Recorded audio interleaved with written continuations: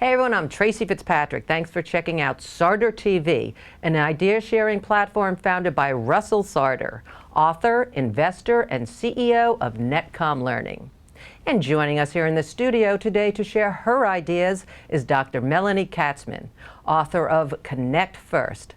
Melanie, thanks so much for joining us here today to talk about your latest book. Thank you so much for having me. So let's get right into your book and all about your background. First of all, tell us a little bit about your career journey and how it motivated and prepared you to write Connect First. And who's your target audience with this particular book? So I'm a psychologist, a clinical psychologist, and also a corporate consultant. So that's a very unusual combination. I see people in my private office who are coming to me for therapy, and in the same day sometimes, I'm off to the corporate setting, listening to people develop strategies, work on their human capital initiatives, and also figure out how to best connect to their markets. So I have an opportunity to see really what makes people tick and what makes business tick from the inside out. So what impact do you hope this book will have, and what makes it stand out from the crowded area of self-help business books? Well, I think it's exactly the point that I am both a psychologist and a business consultant. And so I have an opportunity to give people both a PhD and an MBA all within a few succinct pages where I give people very specific feedback. One of the things that disturbed me about a lot of the business books that are out there is they're very theoretical, they're written for the corporate titan, and they take a lot of money or time to implement the suggestions that are contained. Everything in Connect First is easy to read, easy to do, costs little money, it takes very little time. Yeah, I love how it's divided into 52, it's almost kind of like, as we say in broadcasting, soundbite sections, the way you break it all down. Explain a little bit about how you laid out the book. Thank you so much for asking that question, because the 52 was very intentional. I wanted to give people an opportunity to either read the book as a narrative arc, as an inspiration for a year of change, or as a chance to develop a corporate program where every week people try to do something different, a calendar, a card deck. And the opportunities are really endless in terms of how you kind of mix and match the different parts of the book. And I did divide it into 7 sections, and I can tell you those if you like. Let's hear it. Okay, so the book actually begins with the basics. Get respect by being respectful of others. And so in many instances, people take being polite as a superficial nicety if you can have it.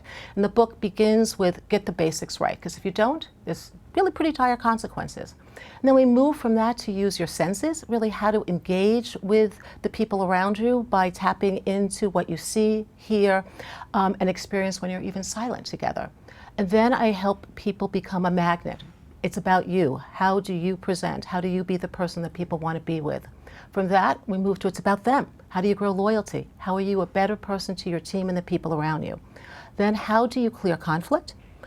Because you don't have a deep relationship if you don't actually get through conflict. Many people think if I can avoid a dilemma, I have a better relationship. And I say, no, relationships are built on the clearing of those difficulties. And then it's fight fear. Too often I think we kind of turn inward at the very moment that we need to face the future with bravery and courage. And we end with have a big impact. And that has to do with leveraging your platform, honoring history, working across age groups, and ultimately having a dream. So I start with what sounds like very basic material, smile, and I end with really the big stuff. Have a dream, make it come true, and have the people around you that want to support you.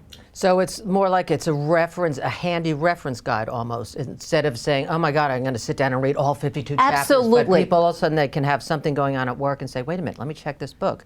I think there's something in there that's going to help me. Absolutely. So I almost think of it as like a tapas plate, like take what you're hungry, take what you want, eat as much as you can, satisfy that occupational hunger. I even think about people putting a bookmark in it and leaving it for a coworker and saying, here, check out this section on share information, because you might get some tips here. Or when someone's in a mentoring situation, to be able to say, these 2 chapters would be really good for us to discuss together. So I hope that people will buy the book and see it as like their guide throughout their career, because it's written for people at every point in the continuum of their work journey. And another reason why I think it is unique is because very few books are written for the person who's in a small business, an entrepreneur, someone who's running a large company, people who are working in a nonprofit. The audience really is anybody who gets up and goes to work, whether they go to work in an office or go to their computer on their kitchen table. So talk about some examples of how we actually botch opportunities to connect with the people at work. Why does this seem to happen so often? I think that we operate in such a high-speed, highly technical universe right now that we walk into the office, we're looking at our phones, we're not looking at each other, we sit at our desk, we look at a screen, we don't say hello. We start a conversation with coworkers who might be located across the country, across the cubicle, and yet we don't even say hello or good morning, right? Like some real basics. And you ride up in an elevator with someone 32 floors and you have no idea who you're with. Everyone's on their phone. Everyone's still. on their phone. People Yeah. say to me, tell me about networking. I said, here's a start. Talk to the people in your elevator. So some of the most basic ways that we botch it up are not saying hello, not making eye contact, not using somebody's name. Name is a neural trigger. It brings us into attention. And when you hear your name, you respond, you're ready for action. And yet so many people don't call one another by name. They don't even know each other's. Yeah, they forget the name. As soon as you say it, they tend to forget the name. Right, which actually is a sign of disrespect. It means I'm not taking the time or giving you enough of my attention to even bother to remember your name. Now, what trends do you think have caused people to forget how to connect as humans in the workplace? So I think some of it is technology, for sure, where we're so used to not actually operating in real time. So people, as we know, will send texts and emails rather than walking down the hall and talking to somebody or picking up the phone. So we're not engaged in spontaneous interaction. We don't see each other's faces. So technology has certainly contributed to it. But it's not the only thing. And I also see that we are living in a very interconnected but not connected world. So we confuse collecting likes with having friends or having followers and not having relationships. And there's a speed that people expect now. If I send you an email or a text and it's zipped across the waves, I expect you to zip back with a response. And so suddenly we're trading efficiency for decency and civility. So it's one. And I think the other has to do with fear. We have a lot of fear. We see the competition all the time. It's so much transparency that could work for us, but in many instances it works against us, and people become frightened. And rather than becoming expansive, they kind of burrow in and become more reclusive, if you will, in terms of how they reach out to people. And I guess the final thing I would say, which is ironic, all these open plan offices, they're meant to encourage cooperation, but a lot of people end up putting on noise-canceling headsets so they can get work done, or they stare at their screens, and they're not actually talking and interacting with each other. So it's a bit of a backfire. Some of the things that we thought would really help have not. So how does lack of connection get in the way of our professional goals and even our personal goals? Well, one of the things, if you think about connection, what's the opposite? In many instances, it's isolation. And people feel lonely. They feel lonely at work. So this is the irony. You're surrounded by people. You have an onslaught of incoming information, and yet nobody really knows you. And that's a very dispiriting, depressing, energy-sapping way to arrive at work. And so one of the things that we see is that disconnected workforces actually result in people who are underperforming. People don't share and give information when they don't feel a part of things. So that sense of isolation gets in the way of the vital social glue that actually helps people do their job well. You know, I could also tell you about meaning, which is created through connection. You know, people have big campaigns about finding your passion and what's the mission-driven organization you're working for. But real meaning is developed in the relationship between people. And if you don't learn to connect, you don't establish meaning, and you don't have motivated people at your office. So you're a psychologist and you're on the faculty of Weill Cornell Medical School. What does science say about why people need human connection, and what can that all do for us? So we're really wired to be social creatures. If you look at some of the fMRI studies now, we see that a person at rest actually shifts And explain fMRI. Sorry about that. Yeah, for the non-psychiatrists. Right, and I actually have a chapter that says don't use jargon, so shame on me. So actually look at brain imaging studies. What we can see is what activates the brain and what are the areas that get stimulated. And what we know is that actually a brain at rest is not just resting, it's scanning for emotions and tapping into all those things that we don't listen, see, or feel when we're moving too quickly. So we really set up for connection. Oxytocin is a neurotransmitter that is called the bonding transmitter, and that's released when we connect to people. It makes us feel good, it calms us, it opens us up to ideas and innovation, and even gives us strength to deal with problems. By contrast, when we're stressed, if we feel like we are under duress, we experience social stressors, cortisol is released. Cortisol actually creates a narrowing of our vision, an urgency to run, a pounding of our heart, and puts us in a defensive mode. So biologically, we're wired to connect. Business often puts us in a situation where we create what I call cortisol poisoning, and people end up underperforming because biology is operating against them. So talk about some of these simple techniques for connecting to someone on a human level when you meet them, whether it's in the work environment, socially. Give us some hints about that. So a couple of hints on the basics are really to look someone in the eye, to say hello and ask their name. Ask a little bit about their name, because often that gives you a sense of the family history. Do they have a nickname? Talking to people about their jobs. Why do they like what they do? How does what they do contribute to the effect of their company? What are the things that they are proud of? What would they want to change? People think of that as small talk, but it's really the hints that give you a chance to deepen the conversation. Those are some of the initial quick ones, right? But then there's many ways in which managers and coworkers can help each other connect better, and I can tell you about those too. And that's my next question. How can managers make sure that their teams are actually connecting as humans? So one of the first things is 2 words, and I bet you can't guess what they are. All right, got it. Got it. People send emails and they go off into the ether, and nobody knows. Respond with got it. People send emails and they have no idea. Did somebody receive it? Are they actioning it? Is it going to spam? What's going on? Are they ignoring me? Then all these things. That whole emotional storm of they don't care, I'm not important enough. If your boss doesn't respond, am I on the out? If your subordinate doesn't respond, do they have no respect? And people spiral into such a negative place. And one of the great ways of connecting as humans is recognizing that people have lives and many different responsibilities they're juggling, and to give people the opportunity to manage time is a great sign of respect and an acknowledgement that they're human. And got it helps people actually organize themselves. Are you familiar with many organizations where that practice is actually put into play, that everyone's so busy that they're actually going to say, I got it, instead of scrolling through their emails and then forgetting? And so many organizations don't do it. Many of the ones that I consult, I do tell them to do it. I say it's not actually increasing spam or email traffic. It's a way of actually reassuring people that their message was heard. And of course, for bonus points, got it, and I will respond by this time. Because oftentimes people are waiting for the perfect answer, and the individual on the other end of the message is going, when am I going to get a response? So if you can say, I got it, and this is when you'll have your answer, you won't be seen as a bottleneck, and you'll also be seen as respecting the people you work with. So how does connecting not only increase performance of people at the office, but also their fulfillment at work?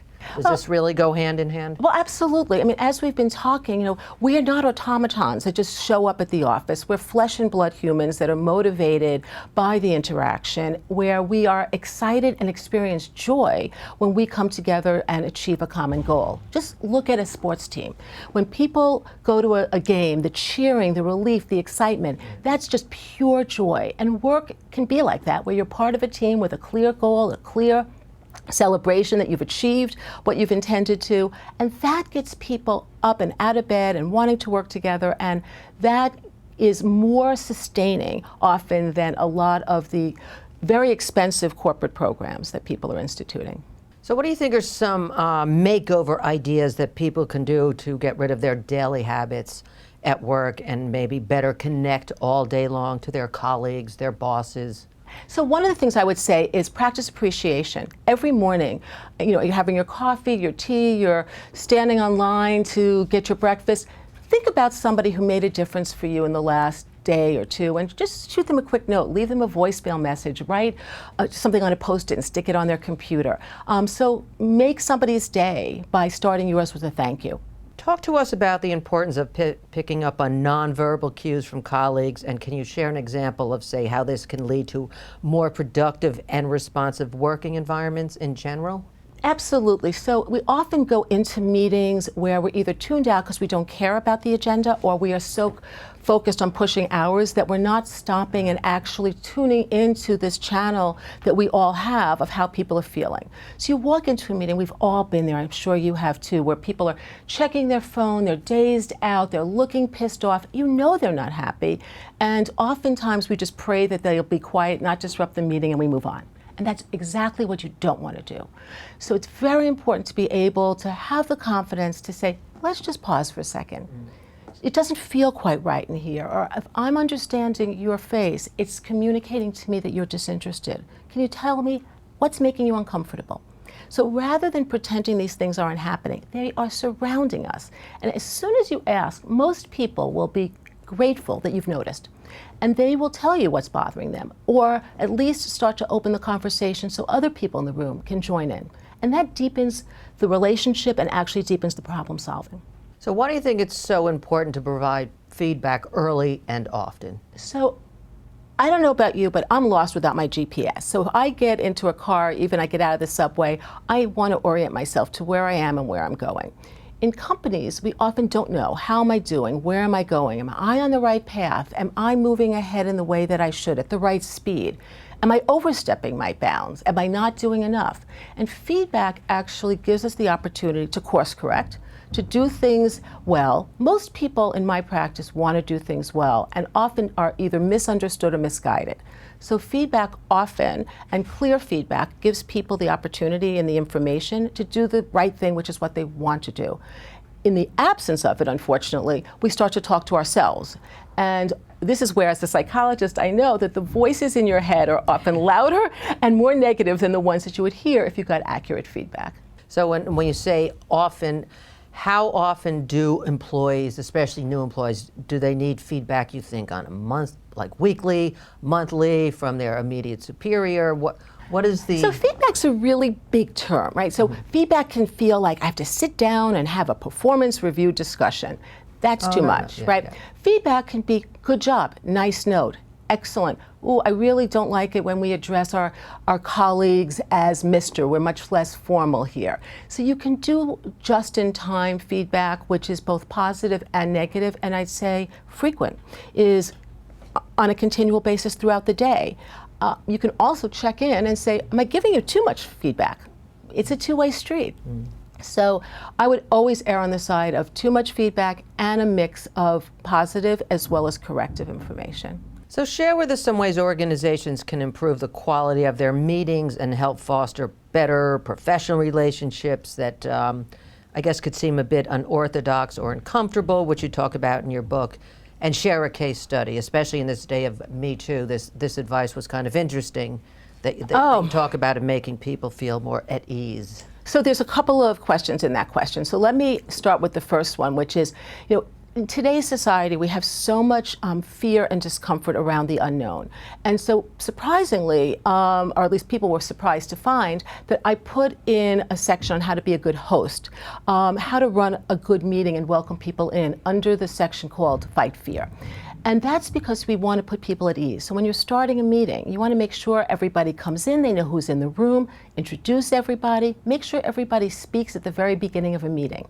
Because once you've heard your own voice and you've entered the conversation, even just briefly, it enables you to actually relax into the conversation.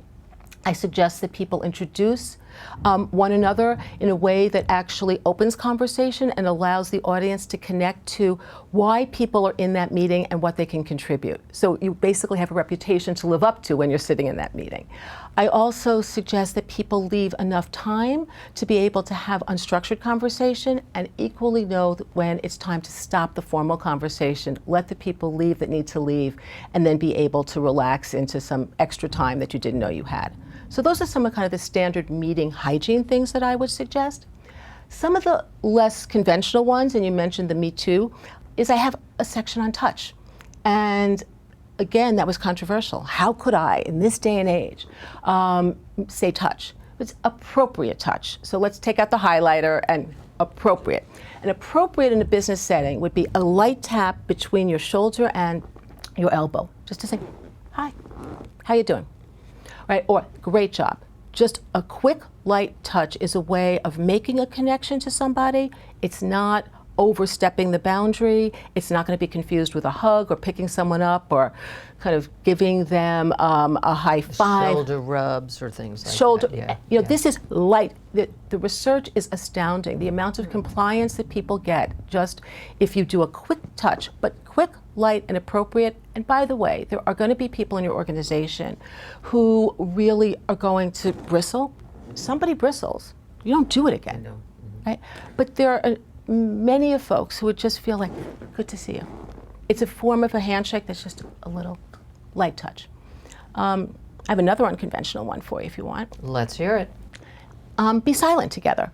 So you asked for a case study. Yeah, two uncomfortable things, the touch and the silence. Right? Right? Yeah. And it's starting to get into that area of kind of use your senses wisely, right? Like work can be sensual in a very appropriate way. Seeing, hearing, eating, touching, being quiet together. So one of the ways that I have dealt with meetings that are very conflictual is to ask people when they come in to start with a few minutes of silence. So think about it. You come into a meeting that you know is going to be a complicated one, and people are thinking about the last meeting they were in. They're gearing up for a fight. They're reading their email. They're wondering why that guy defined business casual that way, and why are those two people sitting together. And they're doing everything other than actually focusing on the task at hand. So I have kind of destabilized the tension, if you will, by asking people to put all of their distractions down, phones, pads, paper, put their hands in their lap, their feet on the ground, and when I ask people to just be silent together. And in the first few minutes, everyone's giggling, they're looking around. I then say, it's okay if you want to close your eyes and let the thoughts that you came in with float away and start to think about and center yourself on your intention. What do you want to get out of this meeting? It makes the meetings that much more efficient because people become much more focused on their end goal. And actually by the end of, say, 4 minutes of silence, which can seem like an eternity, people are starting to synchronize their breathing as well. They're starting to feel the people around them. So then when you open the meeting, you suddenly are connected as a more unified organism. You've calmed down, you know the point that you're driving to, and you've reduced some of the anxiety around it. And it ends up being much more efficient than people initially think when I say, let's take 5 minutes and be quiet together. They look and they go, last job for you, Katzman. Yeah, that's it. Okay, let's start the meeting. Yeah. No. Is she done yet? Yeah. So how can we learn to influence how others actually perceive us? So self-awareness is one of the biggest predictors of change. And as a coach and as a psychologist, one of the things that I'm always focused on is helping people see in themselves what others might see in them. And being able to calm down all of the to-do lists and all of your perceptions of why things are being done unfairly to you, and really tuning in first and foremost to what's happening around you. Paying attention to the people and how they're responding to you is one of the greatest enablers of growth. But you have to be able to look in the mirror and be willing to see not only your reflection, but also be willing to look around corners, ask people to help you in what they see that you don't. And with self-awareness, we can begin to make change. But if you don't do an inventory, you don't know what's lacking, you don't know what change you need to make. What steps can people take to avoid this whole negative thinking trap that you've discussed a lot in the book? So we tend to privilege our thoughts as facts. I have a thought, it therefore must be true. Well, first of all, they're not. Our thoughts are generally subjective. So we can get caught up in thinking it must be true, and I suggest that people generate a number of hypotheses. If this is happening, what would be the consequence? If you adopted this perspective, what would be the outcome? So one of the things is to challenge your thinking, view it as a hypothesis, play with it, have a conversation with yourself. The other thing I suggest to people is you don't have to entertain your thinking. It's there, but you can let it go. So you can open the door when negative thinking knocks, let it in, open the window, and let it fly out. You don't have to invite your negative thoughts in and give it a cup of tea and say, hang around and good to see you, old friend. You don't have to rethink the old injustices. You can be practicing pronoia rather than paranoia. Look for the positive things around you. And then, if you need to, even write those down so that you can see that your checklist of negative things is actually being counterbalanced by a whole lot more that's positive. And again, in the workplace, everybody wants to be right all the time, especially in meetings. Explain how this mindset can actually be counterproductive, and can you share an actual case study of when this whole cycle? Absolutely. I was working with a company that was under a great deal of pressure to launch a product very quickly. And there were errors. Of course there's going to be errors. But the boss was very sure that his way was the right way. And when people brought news of the difficulties and the slowdowns that could be anticipated, he either got angry, told people they were wrong, said he only wanted solutions, and generally his solutions were the ones that he wanted to hear. And what happened was that people were engaging in workarounds. They weren't saying specifically what was going on. They were hiding bad news. And ultimately, when the product failed, there was no one to blame but this manager, because he had cut down the opportunity for people to bring the information that he needed, that he was refusing to allow other experts in. And one of the greatest dangers is not knowing what you don't know. And a big part of the book is connecting around ideas, being able to face the unknown with questions that we don't have answers to, but delight in trying to find the answers, and being willing to open up our minds and our doors and bring people in who have very different perspectives.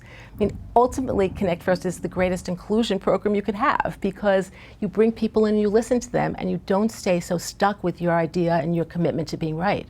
So how can all these organizations today actually become mission-driven, meaningful organizations that we all want to work for and be proud to say we work for these types of companies? One of the best ways to do that is to connect people to the end user. So a great example is there's the kitchen staff in a pediatric cancer hospital. They are operating in the basement. They're putting together meals that go on trays up to the kids' rooms. They never see the kids. Taking those kitchen staff and bringing them to see the children, or bringing the children down to the kitchen, connects that staff to the nutritional necessity that curing cancer requires. And suddenly they're not cooks in a basement, but they are part of an oncology team. I think in so many instances, we can take a job and enable people to feel proud of what they're doing by demonstrating the impact they have on others. So every job has meaning. There's an opportunity always to see impact, but we have to sometimes be creative in being able to draw the connections between what you're doing and the impact it's having, particularly when it's several steps removed. Another thing you talk a lot about is that you encourage clients to build social collateral. So what exactly does that term mean, and how does it help people and organizations? So I use that word to demonstrate that we really want to always be making deposits, if you will, giving to others around us, being generous, having an abundant mindset.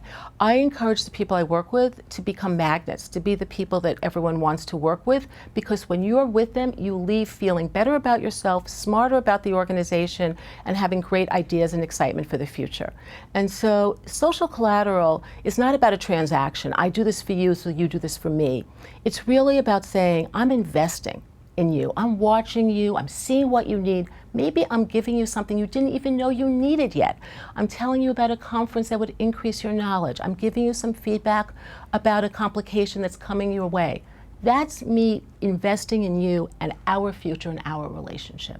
Okay, now, does a fun workplace really add to the bottom line? And if so, can you share like a case study of this actually happening? Especially millennials, they all seem to want to have a fun working environment. Is that? I think actually everybody wants to ideally have a fun working environment. I think millennials sometimes get a bad rap for wanting things that we all want. They just talk about it much more.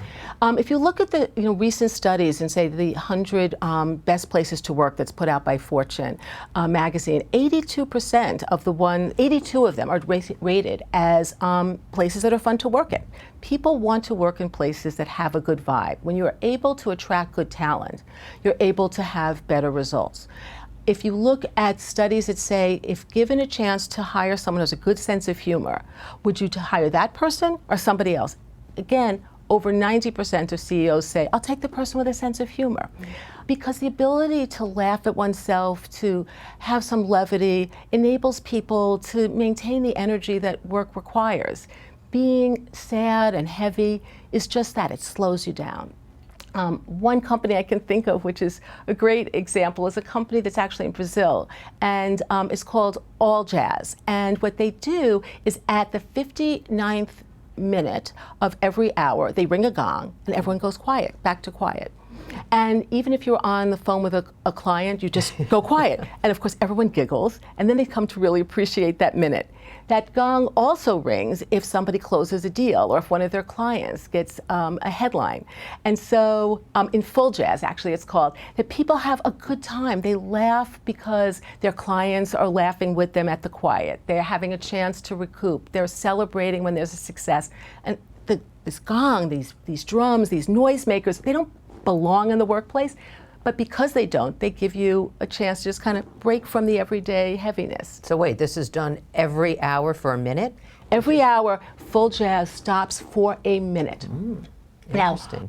Now, not everybody will give you a minute back of your hour, but Christina Pinto, who's the CEO of that company, this is a Brazilian company, she said, these people are giving me so much of their time.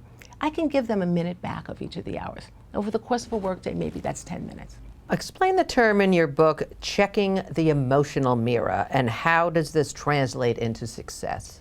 So one of the things we end up doing repeatedly, and I say we because I'm having a hard time finding someone who doesn't, is we think that our emotions are only experienced by us. I'm feeling disrespected. I'm feeling angry. I'm not moving fast enough. I didn't get the resources I need. I'm not included in this activity.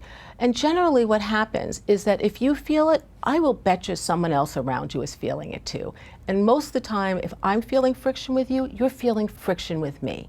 And so by checking the emotional mirror, you're getting insights into how other people feel by being attuned to how you feel. And once you can put the words on how you're feeling, you can then check with somebody else and ask them whether or not, does the tension between us something that I just feel, or is it something that we're both experiencing? So it's a way of opening a conversation between people where you can say, you know what, let me just see, are we both on the same team feeling the same way versus we're adversaries both feeling angry and not recognizing that if we have a conversation, we can overcome the conflict. So you've been at this as a psychologist, consultant for over 30 years of working. So is there any common issue or problem that you've heard continuously over that span of the 30 years? And in addition to that, how has technology actually changed the dynamics with companies versus what they were facing, say, 25 years ago? So on the technology part, that's easy. I don't think it's really changed it. I think it's given it a megaphone. But what I've seen over the course of my career is that everybody wants to feel valued, respected, included. It's a universal, no matter, and I've worked around the world and with people in large and small organizations, people at the top and the bottom of the corporate hierarchy. People want to do a good job for the most part, and they want to be respected for it, and they want to have the information they need, and if not, they get very insecure. And so the boss in the corner office flying business class or private jets is also insecure, for different reasons perhaps, but ultimately I think you kind of go beneath the title, you go one layer beneath the skin, and people are so alike in that insecurity, that desperate desire to be valued and included. And so that has not changed. And that's really one of the reasons I wrote the book. Because somebody said to me, what have you learned over 30 years of practice? I'm like, pretty much everyone's the same. Yeah. And they get upset for reasons that could be easily ameliorated. And that was so much of the motivation for this is, what do I see? The same thing over and over again. I teach the same lessons in different ways, but there's a great deal of similarity in many settings, because at the end of the day, people are people. And if they realize that, they can conquer so much adversity and conflict. So what words of wisdom or advice would you offer to junior level employees that would also ring true to those in the C-suite? It's everything we've been talking about today. First and foremost, connect as fellow humans. That establishes the foundation for you then to have very rich relationships with your colleagues, with your clients, with your collaborators, that connecting and being social and attuned to one another feels good, and it's good for business. And it's important to do at every point in your career and to do every single day. So what do you hope your legacy will be?